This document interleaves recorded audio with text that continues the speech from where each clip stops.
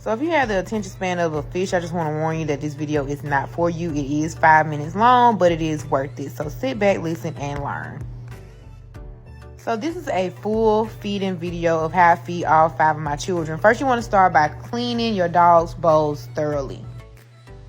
Just how you want to eat off clean dishes, your dogs do as well. So make sure you clean them, especially those water bowls, because they do hold a lot of bacteria. That slime that y'all see around the rims of those bowls, that's actually bacteria, and it can become deadly.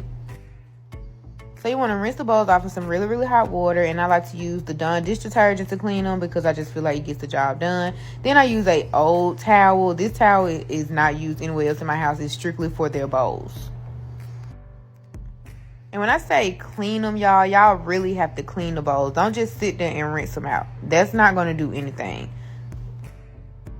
So after you clean the bowls, you want to rinse them out in cold water. And then I set down some paper towels for them to dry as I prepare their meals. And when they see me cleaning them bowls, baby, they already know what time it is. Look at Autumn. She acts like she's starving, y'all, every single time. And before y'all start talking crazy in the comments, I clean out my sink. If you've been following for a long time, don't even play like that. You know I'm finna clean out my sink with some Clorox. Don't even do it. So then you want to set the bowls out to dry. They don't necessarily have to get all the way dry, but they do need to dry a little. So this is our kneader feeder. You're supposed to use it as a feeder, but I use it only for water because I have so many dogs. And we had so many fountains, and I just gave up on fountains. This has done the job because it really keeps the water off the ground. You see those holes right there? It catches everything. So the only water that gets on the ground is maybe from their mouths. So here is the good part. The Victor bag is for the big dogs. The Diamond bag is for the puppies. They eat 2 separate foods because they're 2 separate ages and have 2 different needs. So starting with the big dogs, they just got a new shipment in. So I'm opening their food, but they get 3 of those red cups that you see. Yes, it's a little ghetto, but don't talk about my kids. So everybody get 3 scoops. Now the puppies, on the other hand, they get 1.5. Their daddy get them 1, but I get them 1.5 because that's what mamas do. So this is how their bowls look with the food in them, all nice and neat. Make sure you push it down because we're going to add more to it. And again, purple for puppies, Victor for big dogs. This is the dye I use. I've been trying to put y'all on for the longest. It's nothing but a liquid calorie that's going to help keep your dogs chunky and cute. Y'all ain't never seen Big Daddy get in the cage that fast. Me neither. And Philip over there in Autumn cage, that ain't got nothing to do with him. Anyway, so with the dye, if you're not comfortable, it's your first time using it, please only use a capful and introduce it to your dog slowly.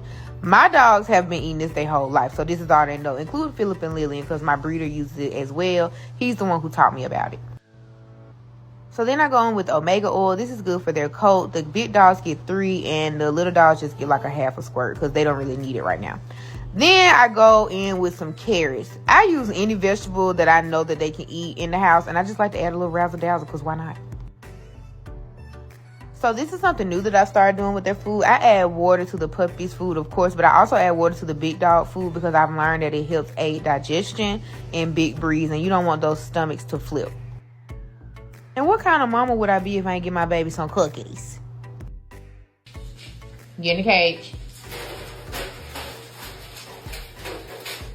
Philip, come out of here. Autumn, get in your cage.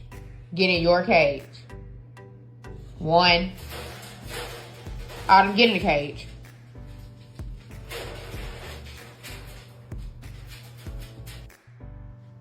And yes, we do feed our dogs in their cages just to cut back on food aggression. That brown stuff that y'all see in their cages is rust, but we'll get into that later. But we don't want anybody fighting or anything, so we just feed everybody separately, baby.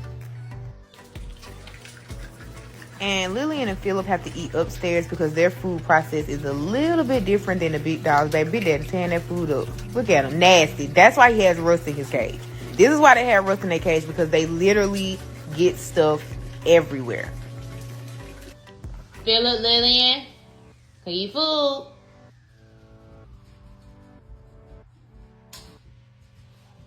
Come on, come eat. Lillian, Grace. Lillian, Grace. Lillian, come eat, little mama. Come on and eat.